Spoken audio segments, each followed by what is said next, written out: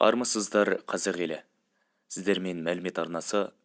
Бүгін біз 2023 жылы педагогтардың жалақысы туралы және де аттестациядағы өзгерістер туралы баяндаймыз.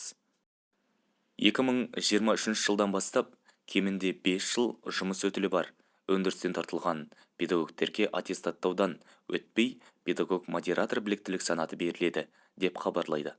Сондай-ақ оқу-ағарту министрлігі оларға жалақысының 30% мөлшерінде қосымша ақы төленетінін де мәлімдеді. Еңбек өтілі 10 жылдан асатын педагогтерге жалақыға 35% үстемақы төленіп, сарапшы санаты да беріледі.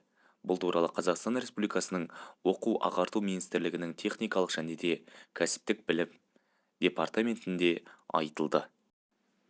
Барлық қажетті кәсіби технологияларды меңгерген білікті маман даярлауда негізгі орын оқу шеберлері мен колледждің арнайы пән педагогтеріне тиесілі. Өйткені олар студенттерге білім беріп қана қоймай, дағды қалыптастыру үшін өзінің өмірлік тәжірибелерімен бөлісіп, өндірістегі білгенін үйретеді. Сондықтан өндірістен тартылған педагогтер үшін осы шаралар қарастырылған. Колледждерде алғаш рет педагогикалық қызметке кіріскен және де 2 жыл көлемінде өндірістік өтілі бар мамандар тестілеуден өтпей-ақ педагог біліктілік санатын ала алады.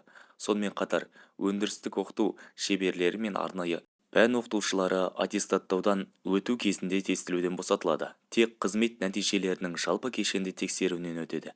Бұл өзгерістер колледж педагогтерін ынталандыратын болады және кадр даярлау сапасын арттырады, дейді департамент директоры Ернат Жүнісов. Сондай-ақ зейнеткерлік жасына 4 жыл қалған педагогтер, 30 және одан да көп жыл педагогикалық өтілі бар педагогтер бұрын берілген біліктілік санатын растаған кезде тестілеуден босатылатын болады.